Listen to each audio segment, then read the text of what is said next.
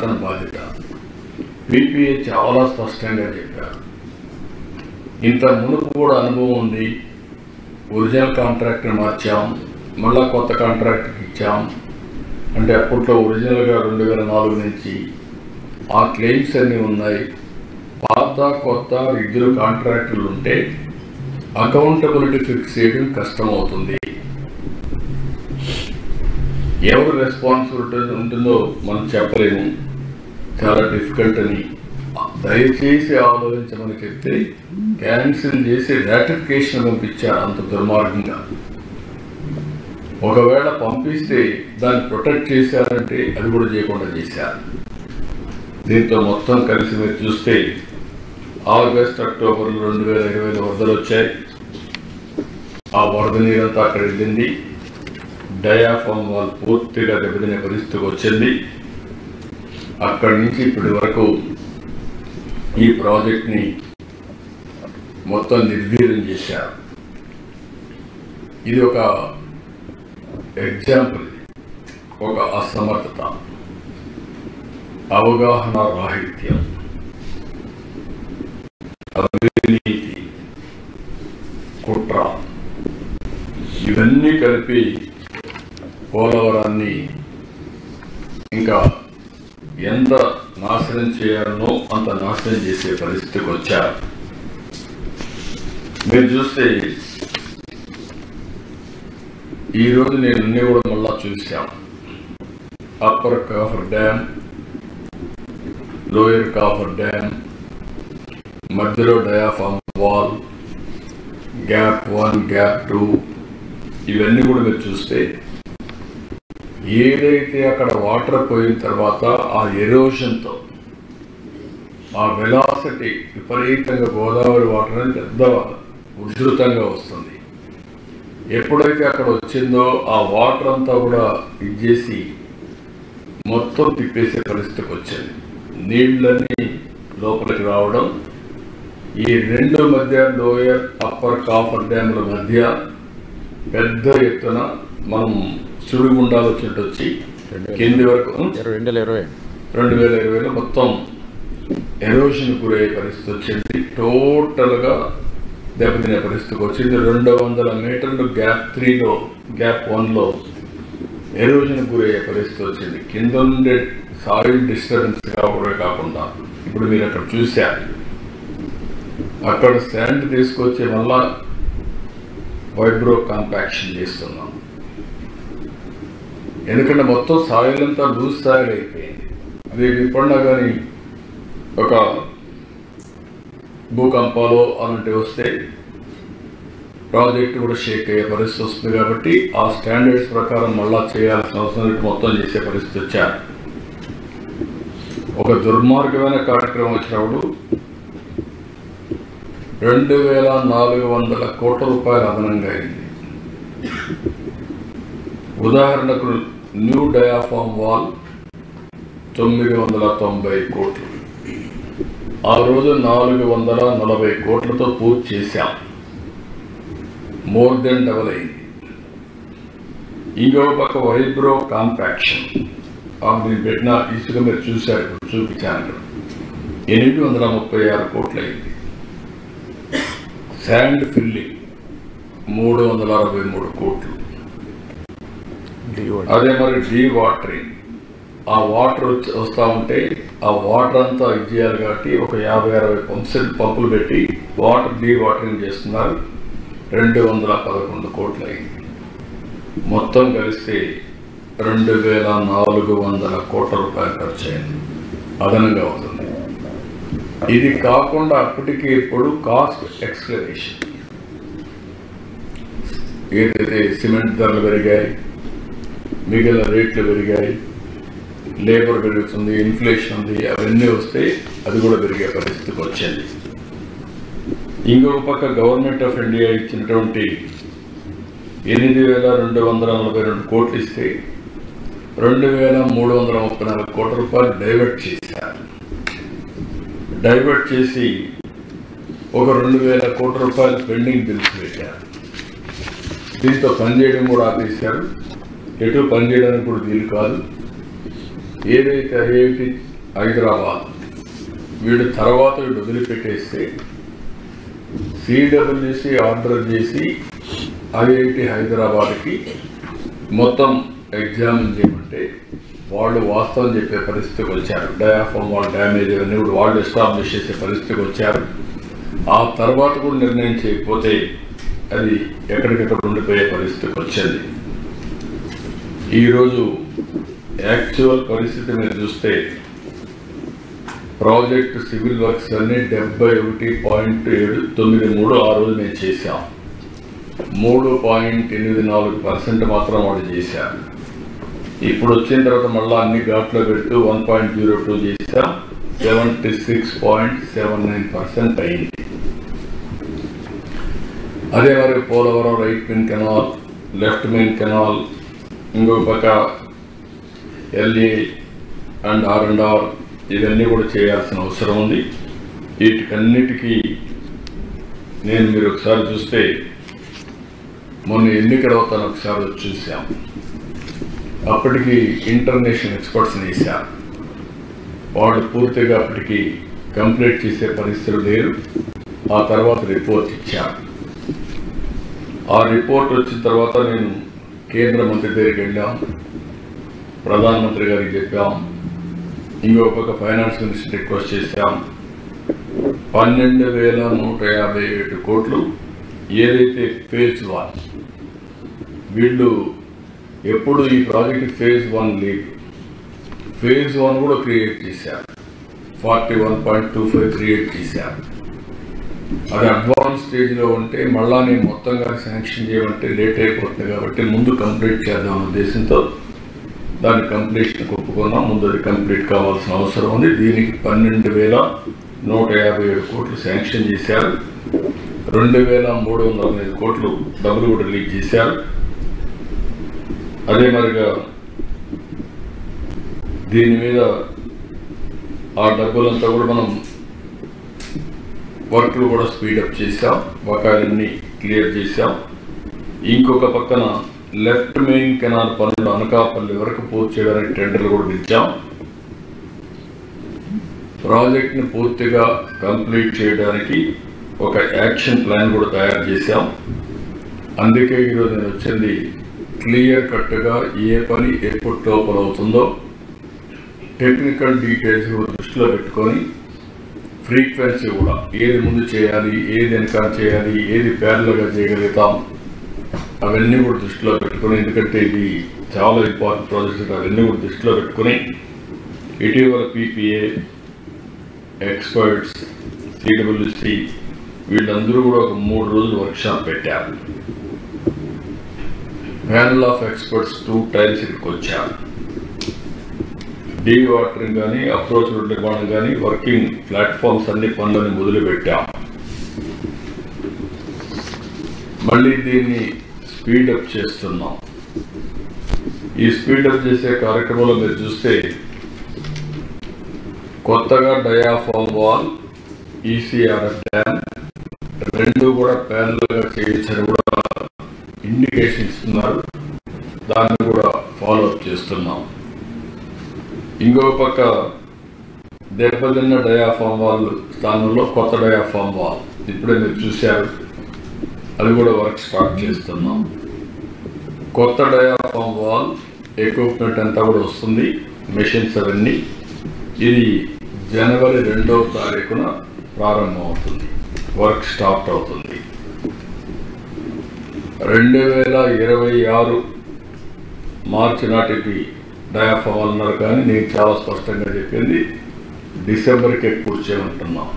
2025 డిసెంబర్కే diaphragm పూర్తి కావాలని. ECRF gap 1 December 10న పనులు మొదలవుతాయి. 26 ఫిబ్రవరిలో పూర్తి చేస్తా ఉన్నారు. అవసరమైతే ప్రీపోన్ చేయమంటున్నాం. ECR గ్యాప్ 2 పనులు మొదలైనాయి. 27 డిసెంబర్ అంటున్నారు, కుదరదు, ఇంకా ముందే చేయాలన్నా. కనీసం 26 మే, జూన్, జూలై లోపల చేస్తే మనకు ఒక సీజన్ కలిసి వస్తుంది. నీళ్లు కూడా పెట్టుకోవడానికి అవకాశం ఉంటుంది. గ్రాడ్యువల్గా పెట్టాల్సి వస్తుంది. కనీసం 26 నుంచి వాటర్ని బిల్డప్ చేయడానికి మనకు టైం అంతా కూడా 26. మీరు చూస్తే ఇక్కడ అక్టోబర్ వరకు ఉధృతంగా ఫ్లో ఉంటుంది, తర్వాత తగ్గుతుంది. కాబట్టి అంత లోపల చేయగలిగితే నీళ్లు ఇంపౌండ్ చేయడానికి అవకాశం ఉంటుంది. అది కూడా చేయమని చెప్పి ఆదేశాలు ఇచ్చా, వర్కౌట్ చేస్తున్నారు. అదే సమయంలో కుడి కాలువ కనెక్టివిటీ ఇవి 1.5 yearలో కంప్లీట్ చేయమంటున్నాను. ఇప్పటి నుంచి 1.5 yearలో ఈ పూర్తి అయిపోవాలి. అదే మరి ఎడమ కాలువ కనెక్టివిటీ కూడా 1.5 yearలో పూర్తి కావాలి. అప్రోచ్ ఛానల్ పెండింగ్ పనులన్నీ 26 జూన్ లోపల పూర్తి అవ్వాలి. స్పిల్ ఛానల్ పెండింగ్ పనులన్నీ 27 అంటున్నారు, అంతకంటే ముందే పూర్తి కావాలి. 27 జూలై అన్నారు, దానికంటే ముందే కంప్లీట్ చేయమంటున్నాం. పైలట్ ఛానల్ పనులు కూడా 27 మే అన్నారు, ముందుగా చేయమంటున్నాం. ఎడమ కాలువ కనెక్టివిటీస్ పరిధిలో హెడ్ రెగ్యులేటర్ పనులు డిసెంబర్ 1 ప్రారంభమైనాయి. ఇది 2027 ఫిబ్రవరికి పూర్తి చేస్తూ ఉంటున్నారు. ఎంట్రీ ఎగ్జిట్ ఛానల్ పనులు 26 ఏప్రిల్ లోపల పూర్తి చేయాలని. ఇరిగేషన్ టన్నల్ పనులను 27 ఫిబ్రవరి లోపల పూర్తి చేయాలని. కుడి కనెక్టివిటీస్ పరిధిలో ట్విన్ టన్నల్స్ ఉన్నాయి, ఇవన్నీ డిసెంబర్ 1 మొదలవుతాయి, 26 లోపల పూర్తి చేయాలని. బండ్ 1-2 పనులు కూడా మే 25 పూర్తి చేయాలని. మొత్తం భూసేకరణ కూడా 16,400 ఎకరాలు చేయాలి. ఈ పనులన్నీ ఏప్రిల్ 25కు పూర్తి చేయమంటున్నాం. ఇది వార్ ఫుటింగ్లో చేయాల్సిన అవసరం ఉంది. R&R కూడా 2026 పూర్తి చేసే విధంగా కార్యక్రమం పెట్టుకున్నాం. ఇవన్నీ క్లియర్ కట్గా మీకు అందరికీ టైము, డేట్స్ అవన్నీ కూడా ఫైనలైజ్ చేశాం. ఇదే ఇన్ఫర్మేషన్ ఈరోజు PPA కూడా ఇక్కడే ఉన్నారని వారు కూడా సబ్మిట్ చేస్తున్నాం. వారితో కూడా కలిసి కేంద్ర ప్రభుత్వానికి కూడా మంత్రి సెక్రటరీ వెళ్ళి వాళ్ళతో కూడా మాట్లాడి ఇవన్నీ హ్యాండ్ ఓవర్ వాళ్ళు కూడా చెప్తారు, డిస్కస్ చేస్తారు. వాళ్ళు ఇచ్చే సజెషన్స్ ఉంటే experts committee, CWC and PPA అందరూ కూర్చొని మాట్లాడుకొని ఇంకా ఏదైనా మార్పులు చేర్పులు ఉంటే వాళ్ళు ఏదైనా సజెషన్స్ తీసుకుంటాం. ప్రాజెక్ట్ని ఎట్టి పరిస్థితుల్లో 2026 అక్టోబర్ ఆ ప్రాంతానికి పూర్తి చేయాలి టార్గెట్. అంతే కదా? ఏంటి సార్? 2026 ఇచ్చారు, కొంత 27కి వచ్చారు. మీరు అడిగింది 26కి వచ్చారు కాబట్టి అప్పటికి పూర్తి చేయాలని ఒక టార్గెట్ పెట్టుకున్నాం. ఏంటి అంటే 100% మీరు ఆదేశం ఇచ్చారు, ఇంక దూజే చెప్పుకుంటూ పాటిస్తారు. దానికి మైన్యూట్ డీటెయిల్స్ కూడా వర్కౌట్ చేయాలి. నేను చెప్పింది బ్రాడ్ మైల్ స్టోన్స్. దీనికి డీటెయిల్డ్గా కీ పర్ఫార్మెన్స్ ఇండికేటర్స్ తయారు చేయాలి. ఏ డేట్కు ఏ పని ఎంతవరకు అవుతుంది, దానికి ఫ్లో చార్ట్ కూడా స్టాండర్డ్ ఆపరేషన్ ప్రొసీజర్ తయారు చేయాలి. ఈ క్లారిటీ ఎగ్జిక్యూట్ చేసే ఇంజనీర్లకి అటు CWC, ఇటు PPA, government of India, government of Andhra Pradesh and experts committee కూడా క్లారిటీ ఉండాలి. దీంట్లో ఏమాత్రం కూడా కాంప్రమైజ్ లేదు. ఏదైనా కానీ క్లియరెన్సెస్ కావాలంటే ఇప్పటి నుంచి ప్లాన్ చేసుకోవాలి. ఈవెన్ 1 డే కూడా డిలే కాకుండా. ఈరోజు ఇక్కడ 902 హిల్ ఉంది. ఆ హిల్లో నుంచి మెటీరియల్ అంతా తీసుకురావాలి. ఇప్పటి నుంచే ఆపరేషన్ స్టార్ట్ కావాలి. అది లాస్ట్లో చెప్తే కాదనమాట. 1 year అన్నా పడుతున్నారు, అది కూడా చెప్పాను నేను. దానికి కూడా ఏమేమి అనుమతులు ఇవ్వాలి అవన్నీ ఇవ్వాలి. ఆ స్పెసిఫికేషన్స్, క్వాలిటీ అవన్నీ చూసుకుంటారు. చూసుకొని వర్క్ అంతా కూడా స్టార్ట్ కావాల్సిన అవసరం ఉంది. ఈరోజు మనం మాట్లాడేది మనకి ఇచ్చిన డబ్బులు కూడా 41.15 ఇచ్చారు. ఈ 12,000 కోట్లు. phase 2 కూడా ఎస్టిమేట్స్ అన్ని తయారు చేసి will write letter from government of India, దాన్ని కూడా స్టార్ట్ చేయమని ల్యాండ్ ఎక్విజిషన్ R&R అవన్నీ కూడా కంప్లీట్ చేయాలి. అది కూడా తొందరలోనే లెటర్స్ రాస్తాం, అవి కూడా టేకప్ చేస్తాం. ఇది టేకప్ చేసిన తర్వాత మొత్తం ఈ ప్రాజెక్ట్ని పూర్తి చేయడం ఆన్ వార్ ఫుటింగ్ మీద చేయడం, అదే సమయంలో నదుల అనుసంధానానికి అవకాశం ఉండే పనులను కూడా వర్కౌట్ చేసుకోవడం అది నెక్స్ట్ ఫేజ్. వేరే రాష్ట్రాలతో ఉండే డిస్ప్యూట్స్ కూడా ఉన్నాయి. అటు ఒరిస్సా, ఛత్తీస్గఢ్ ఈ రెండు ఉన్నాయి. సుప్రీంకోర్టులో కూడా ఒక రిట్ ఒకటి ఉంది, దాన్ని కూడా టేకప్ చేయాల్సిన అవసరం ఉంది.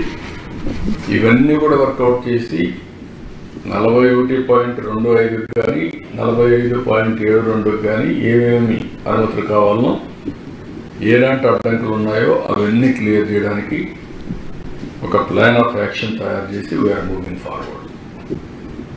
నేను ఎన్నోసార్లు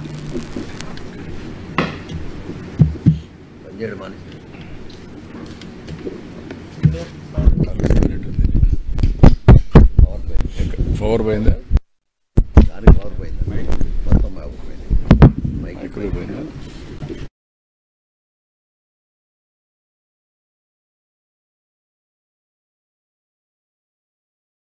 ప్రాజెక్ట్ ఆల్ డీటెయిల్స్ మీకు ఇస్తాం. దానిపైన మీకు ఒక ఐడియా ఉంటుంది. ఓసారి నిన్ను కూడా మాట అన్నాను, ఒకప్పుడు త్యాగాలు చేసిన వారిని రాష్ట్రం కోసం మంచి చేసిన గుర్తుపెట్టుకుంటాం, చెడు చేసిన కూడా గుర్తుపెట్టుకోవాలి.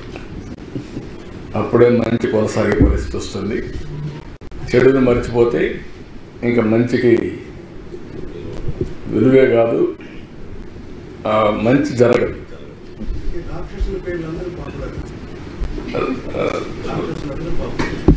డెఫినెట్గా పాపులర్గా ఉంటాయి. ఎప్పుడు సినిమాలో హీరో విలన్ రెండు ఉంటాయి కదా.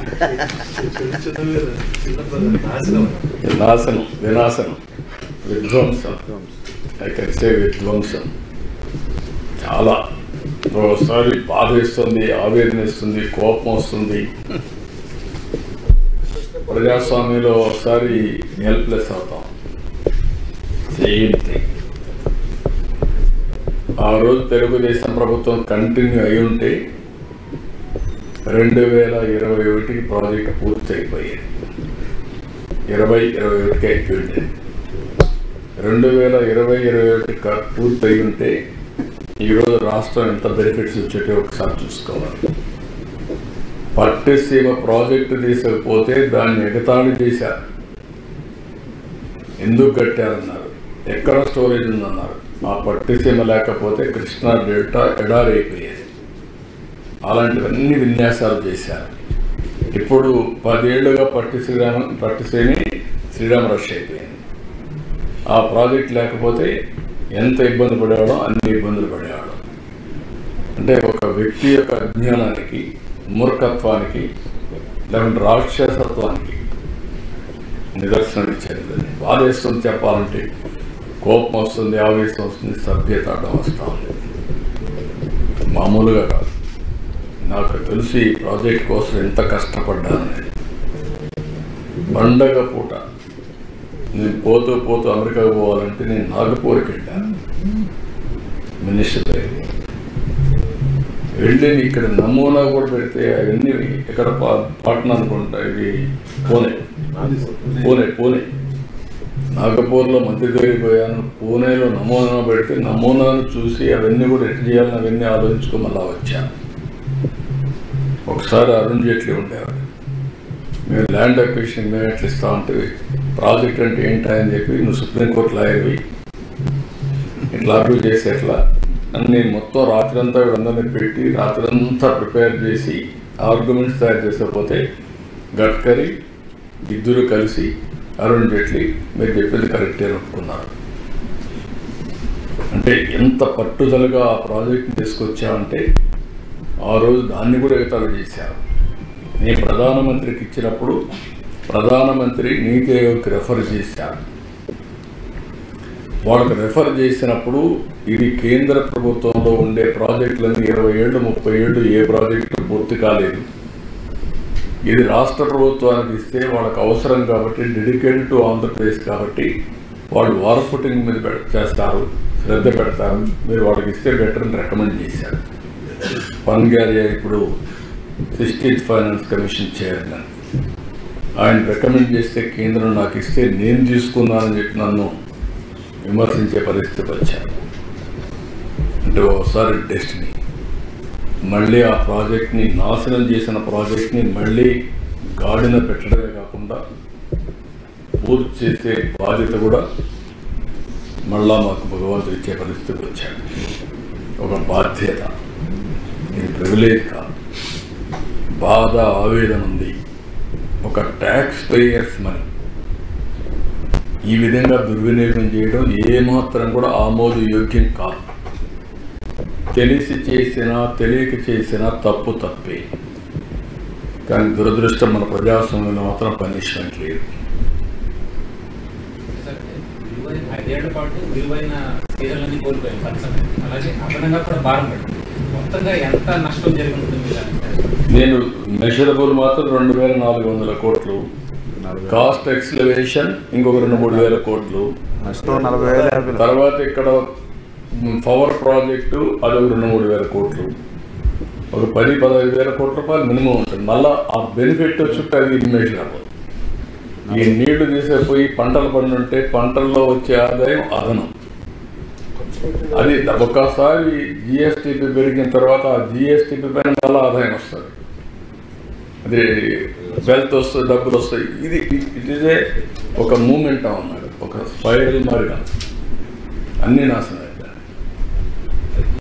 ఇప్పుడు మీరు ఒకసారి చూస్తే తెలంగాణ ఆంధ్రప్రదేశ్ విభజన జరిగిన తర్వాత హైదరాబాద్ నగరం తెలంగాణకు వెళ్తుంది కాబట్టి హైదరాబాద్ అనేది రెవెన్యూ జనరేషన్ సిటీ కాబట్టి ఆంధ్రప్రదేశ్లో రెవెన్యూ జనరేషన్ చేసుకోవడానికి అవకాశాలు లేవు కాబట్టి అమరావతి, పోలవరాన్ని కేంద్రం డబ్బులు ఇస్తామని పెట్టారు. అదే కానీ ఆ రోజు కానీ పూర్తయి ఉంటే ఈరోజు మనం అమరావతి, పోలవరం, అమరావతి రెండు కూడా టైంలో అయి ఉంటే తెలంగాణ, ఆంధ్రప్రదేశ్ కుడి ఎడమగా ముందుకు పోయాడు. ఈరోజు ఎక్కడో బిలో ఈ 5 ఏళ్ళలో అదక్ పాతాళానికి వెళ్ళిపోయాం మనం. మీరు గుర్తుపెట్టుకోవాలి.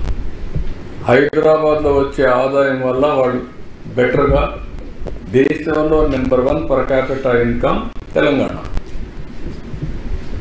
ఈరోజు. అది ఆ రోజు నేను చేసినటువంటి ఒక ఎకో సిస్టమ్ క్రియేట్ చేసి ఆటో పైలట్లు ఎత్తా ఉంది, ఎవరు వచ్చినా కూడా జరిగిపోతా ఉంది, ముందుకు పోయే పరిస్థితికి వచ్చింది. కనీసం ఈ 2 పైన శ్రద్ధ పెట్టి ఈ 2 చేస్తే మళ్ళా రాష్ట్రం ఘాట్లో పడుతుందని చెప్పి రాత్రి మొగుళ్ళు కష్టపడితే 2 రాష్ట్రానికి ఉండే 2 కళ్ళు పొడి చేసి అంధకారాన్ని సృష్టించే పరిస్థితికి వచ్చారు. బాధ, ఆవేదన ఓసారి. ఎందుకంటే అందరికంటే ఎక్కువ నేనే బాధపడతాను. ఎందుకంటే ఇన్నిసార్లు ఎవరు వచ్చాడు. దేశ చరిత్రలో 28 సార్లు ప్రాజెక్ట్ దగ్గరికి వచ్చి మీరు తిరుగుతూ ఉంటే మా ఇంజనీర్లు చెప్పేదని నాకు అన్నీ తెలుసు. అవన్నీ ఎక్కడ కాఫర్ డ్యామ్ అప్పర్ వస్తుంది, ఎక్కడ డౌన్ వస్తుంది, డయాఫామ్ వాల్ ఎక్కడ వస్తుంది, గ్యాప్ 1 ఎక్కడుంది, గ్యాప్ 2 ఎక్కడుంది, గేట్లు ఏంటి, ఎవ్రీథింగ్.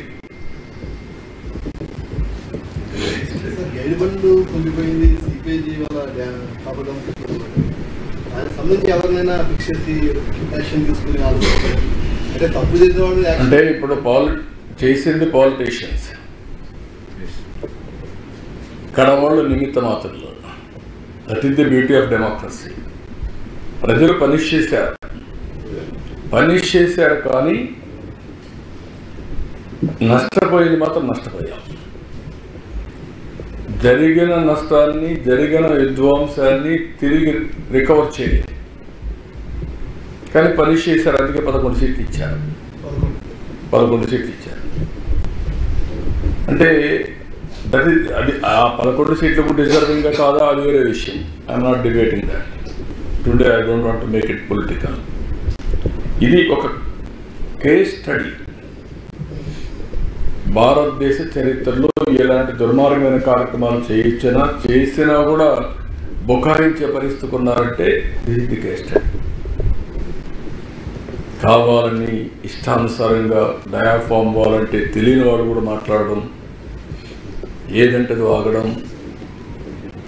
అంటే ఒకసారి మీరు చూస్తున్నారు 6 నెలల నుంచి బూతులు లేవు ఈ రాష్ట్రంలో. అంతవరకు ఎవ్రీడే భయంకరంగా విమర్శించుకుంటే తప్పులేదు. పాలసీల మీద విమర్శించాలి, రాజకీయాల మీద విమర్శించాలి, ఇష్యూస్ పైన విమర్శించాలి. ఇష్టానుసారంగా మాట్లాడడం, ఏదంటే అది మాట్లాడడం. ఇంకా కూడా మాట్లాడుతున్నారు అక్కడక్కడ. ఆ బూతులు అయితే కట్ అయినాయి కానీ ఇంకా ఉంటాయి. సోషల్ మీడియా కూడా ఇష్టానుసారంగా పెట్టి ఎక్కడో అమెరికాలో పెడతారంట, ఆస్ట్రేలియాలో పెడతారు. అక్కడ పెట్టేసి తప్పించుకోవచ్చంట, వాళ్ళు పట్టుకురాలేదని. ఇలాంటి తప్పుడు విధానాలు ఉన్నటివి చాలా బాధిస్తుంది. I don't want to go all these things today. ఏది అందుకని చెప్పాను, నేను ఒప్పుకోవడం కదా. నువ్వు ఎవరు రాసింది లెటర్? ఎవరు రాశారు? బుద్ధి జ్ఞానం అంటారు. మాట్లాడాలంటే ఏదైనా మాట్లాడితే చెల్లుబాటు అయిపోతుంది. నోటు కోసేట్టు మాట్లాడడం తప్పు. ఎవరు ఒప్పుకున్నారు? నువ్వు ఒప్పుకున్నావు. కానీ అది మళ్ళీ రివైజ్ చేయాలని టైం పడుతుంది కాబట్టి ముందు పనులు కంప్లీట్ చేస్తేనే 45.75కి ప్రయత్నాలు చేస్తున్నాం. మళ్ళీ ఫైట్ చేసి తెచ్చుకుంటారు. అది క్లియర్గా బైఫర్కేషన్ యాక్ట్లో ఉండే ప్రాజెక్ట్ ఇది. దానికి 45.75 ఉంది. దానికి ఒకసారి పెట్టిన తర్వాత government of India administrative sanction ఇచ్చారు. ఇచ్చిన దాన్ని తగ్గించాడు ఇతను లెటర్ పెట్టి 41 చేశాడు. సిగ్గు లేకుండా మళ్ళీ మాట్లాడుతున్నాడు. అంటే ఏదంటే అది అంటే మనం ఏది మాట్లాడినా కొంతమంది అని వింటారు అని మాట్లాడి తప్పది. అంటే రాజకీయాలకు విలువలు పోయినాయి అనుకోండి, వేరే విషయం. ఇంట్లోళ్ళందరూ వచ్చి రాజకీయాల్లో విలువలు పోయినాయి. ఒకప్పుడు వాస్తవానికి విరుద్ధంగా మాట్లాడాలంటే భయపడేవాడు, క్రెడిబిలిటీ గ్యాప్ వస్తుందని.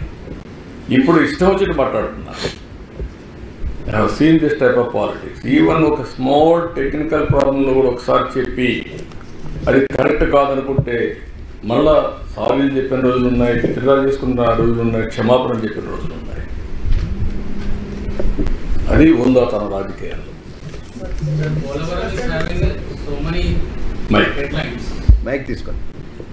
Sir, Polavaram is having so many deadlines, and now we have fixed a new deadline. How far it is realistic? No. And secondly, how the AP government will meet the cost escalation? నేను ఇచ్చిన dead lines అన్నీ complete చేశాను.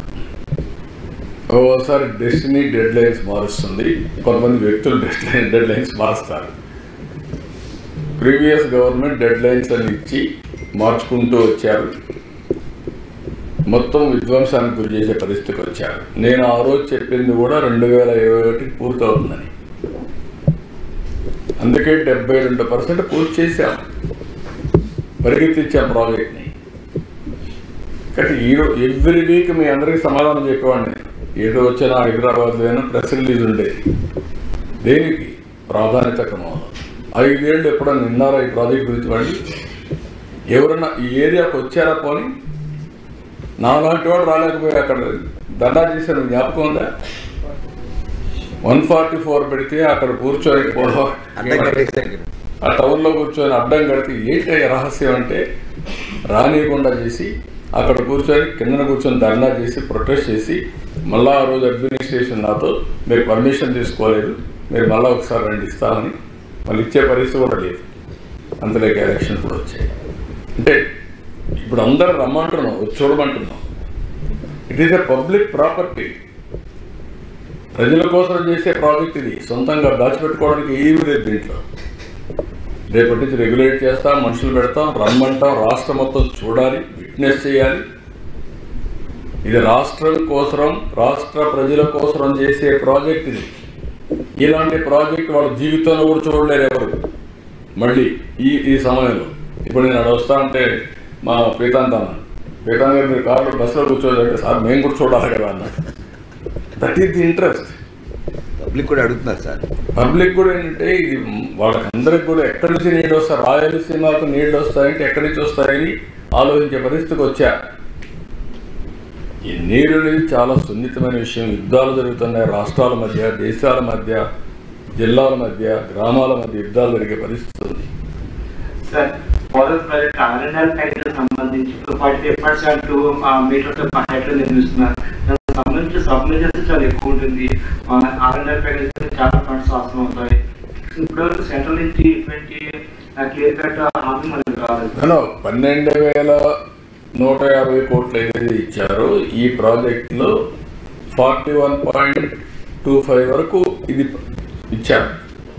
మిగిలినంతా కూడా phase 1 ఈయన ఇచ్చిన లెటర్ని base చేసుకొని phase 1 పెట్టారు. ఆ తర్వాత వచ్చేది ఇవ్వాలి. That is what you have to work it out. అది సెకండ్ ఫేజ్ సంబంధించి ఆర్ఎన్ఆర్ ప్యాకేజ్ కంప్లీట్ గా 41.25 42.15 సెకండ్ ఫేజ్ మిగిలింది 45.75 మిగిలింది. అది ఎప్పట్లో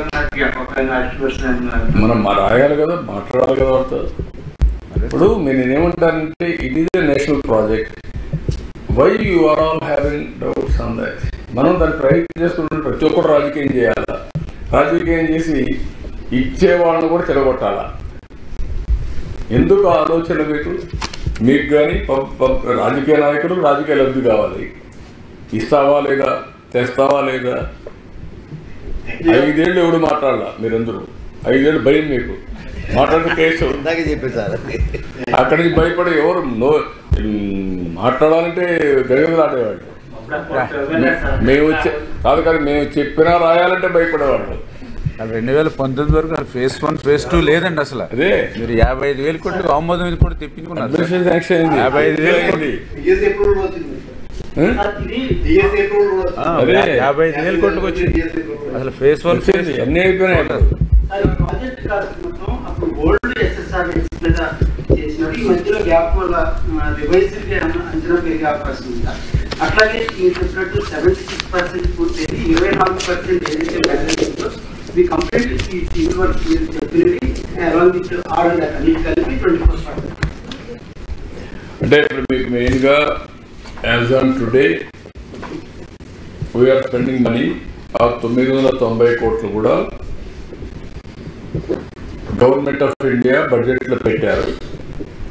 అది కూడా వారికి కూడా చెప్పే మొత్తం చేశాం. అందుకని మీరు చూస్తే అంతకుముందు టెండర్ పిలిచారు డయాఫామ్ వారికి, ఆ రేట్లే తీసుకొని ఎక్స్పాండ్ చేశారు. ఇప్పుడు అది గవర్నమెంట్ ఆఫ్ ఇండియా కూడా యాక్సెప్ట్ చేశారు. అందరం కలిసి ముందుకెళ్ళాం. ఇది వచ్చిన తర్వాత మీరు అన్నట్టు ఎక్స్ప్లెనేషన్ ఉంటే ఆ టెండర్ షెడ్యూల్లోనే అవన్నీ ఉంటాయి. దాన్ని ఇప్పుడే అది ఒప్పుకున్నారా, ఒప్పించారా, మీరు ఏం చేశారు అంటే మనకి ఎట్లున్నాయంటే నువ్వు ఎందుకు లిటిగేషన్ పెట్టుకోలేదు అనే పరిస్థితులు ఉన్నారు తప్ప ప్రాజెక్ట్ పూర్తి చేయమని లేదు. మీరు క్లియర్ అంటే నేను పోయి ముందు మాకు డబ్బులు ఇస్తారు చెప్పడం మీరంటే నువ్వు పని చేయవే అంటున్నారు వాళ్ళు. మీరు కూడా కొంచెం ఇంకా మీకు ఉంది, టైం పడుతుంది. ఆ హ్యాంగ్ ఓవర్ 5 ఏళ్ళ హ్యాంగ్ ఓవర్. చేసేవాడిని చూస్తే ప్రతి ఒక్కరికి చులకన, బెదిరించేవాడిని చూస్తే ప్రతి ఒక్కరికి భయం. ఆ పరిస్థితిలో ఉంటారు మీరు అంతా. ఈ మధ్య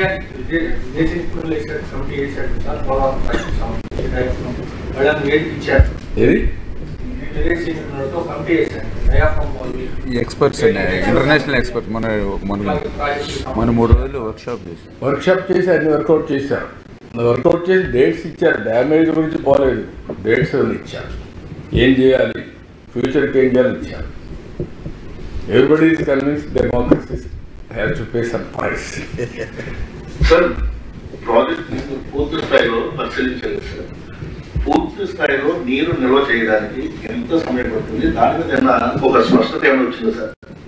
స్పష్టత ప్రాజెక్టుని బట్టి ఏ ప్రాజెక్ట్ కూడా ఒకటేసారి నీళ్లు పెట్టరు.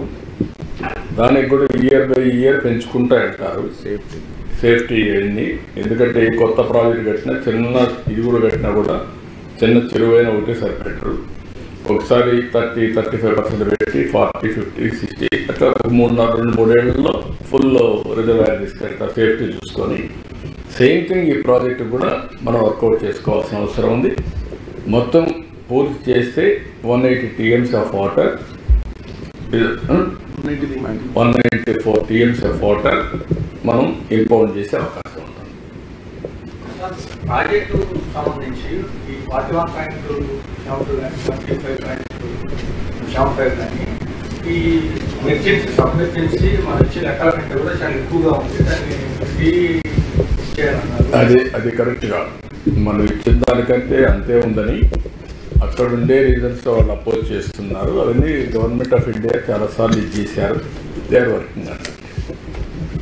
సబ్మెర్జెన్స్ అవన్నీ ఇంట్రెస్ట్ రేట్ అంతా గవర్నమెంట్ ఆఫ్ ఇండియా చూడాలి. ఈవెన్ బైఫర్కేషన్ యాక్ట్లో ఆల్ పర్మిషన్స్ కానీ క్లియరెన్సెస్ కానీ తీసుకురావాల్సింది government of India, not state government. Be clear. Act ఒకసారి 4 సార్లు చదువుకోండి మీరు అందరూ. తర్వాత ఒక ఐడియా వస్తుంది. మీరు క్వశ్చన్స్ అడగడానికి తయారవుస్తారు తప్ప చదువుకుంటారు. బాయ్.